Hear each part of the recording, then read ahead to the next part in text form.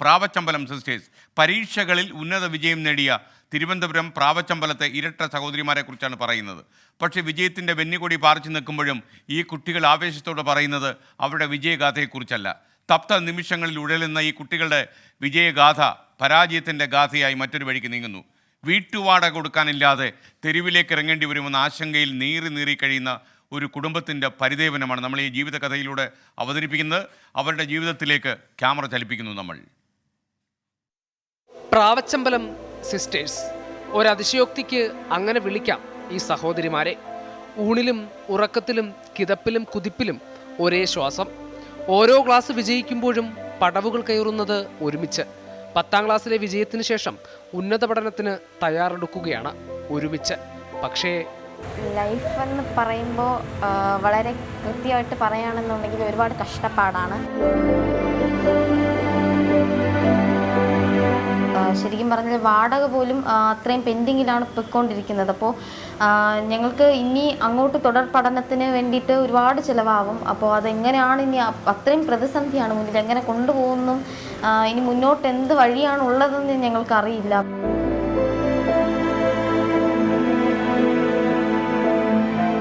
പക്ഷെ എൻ്റെ ജീവിതം മൊത്തം അങ്ങ് തകർന്നു മക്കളെ.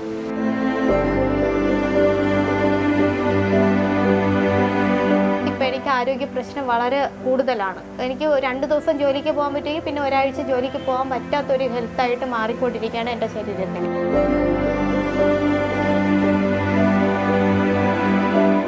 ജയലക്ഷ്മിയുടെയും ശ്രീലക്ഷ്മിയുടെയും കരുത്ത് അമ്മയും അമ്മൂമ്മയുമാണ്. അമ്മയുടെയും അമ്മൂമ്മയുടെയും ജീവിതം ഈ പെൺമക്കൾക്ക് വേണ്ടിയും.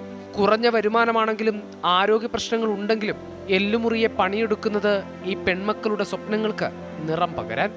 ശരിക്കും പറഞ്ഞാൽ എൻ്റെ മക്കൾ 2 പേരും എനിക്ക് ഇടവും വലതും എൻ്റെ 2 കൈ പോലെയാണ് അവർ. കാര്യം അവർ 2 പേരും എൻ്റെ അപ്പുറം ഇപ്പുറം നിൽക്കുന്നത് കൊണ്ട് മാത്രമാണ് ഞാൻ ഇങ്ങനെ ജീവനോടെ ഇപ്പോഴും നിലനിൽക്കുന്നത്. സ്വന്തമായിട്ട് ഒരു വീട് കിട്ടിയാൽ അപ്പോഴും ഞാൻ എൻ്റെ ജോലിയെല്ലാം മതിയാക്കി. എന്ന് വെച്ചാൽ എനിക്ക് അത്രയ്ക്ക് വയ്യ ജോലിക്ക് പോയിട്ടൊന്നും എൻ്റെ കൊച്ചുങ്ങൾക്ക് അറിയാം.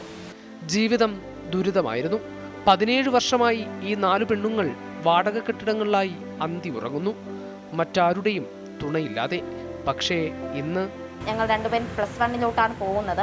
അപ്പോൾ ഇനി അങ്ങോട്ട് പോകുമ്പോൾ ഇനിയുള്ള വിദ്യാഭ്യാസത്തിൻ്റെ ചിലവടക്കം അമ്മയും അമ്മാമ്മയും കൊണ്ട് പറ്റത്തില്ല. കാര്യം അവർ ഒരുപാട് ഇത്രയും കാലം അവർ അവരുടേതായ രീതിയിൽ എല്ലാം അവർ നോക്കി. റിലേറ്റീവ്സ് ആയാലും നാട്ടുകാരായാലും ഹെൽപ്പ് ചെയ്യാമെന്നൊരു ഇത് ഞങ്ങൾ ലൈഫിൽ ഉണ്ടായിട്ടില്ല. എൻ്റെ കല്യാണമൊക്കെ കഴിഞ്ഞതിന് ശേഷം ഭയങ്കര പ്രതിസന്ധികളായിരുന്നു എൻ്റെ. അപ്പോൾ ഇപ്പോഴത്തെ പ്രതിസന്ധി എന്ന് പറയുന്നത് എനിക്കൊരു വയ്യായിക വന്നു. ആരന്വേഷിക്കുക എന്ന് വെച്ചാൽ എൻ്റെ ആളുകളില്ല, അവളെ അച്ഛൻ്റെ ആളുകളില്ല, അവളെ ഭർത്താവിൻ്റെ ആളുകളില്ല, ഭർത്താവില്ല. അപ്പം ഈ കുട്ടിയൊക്കെ ആരുണ്ടെന്നാണ് എനിക്ക് എപ്പോഴും എൻ്റെ മനസ്സിനകത്തുള്ള ചിന്താഗതി. അടച്ചുറപ്പുള്ള ഒരു കൂരയാണ് സ്വപ്നം.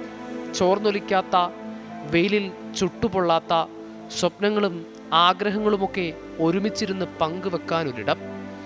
24 തിരുവനന്തപുരം. വിധി ദിനത്തിൽ 24 മാജിക് ജൂൺ 4 ചൊവ്വാഴ്ച രാവിലെ 5 മണി മുതൽ 24-ൽ.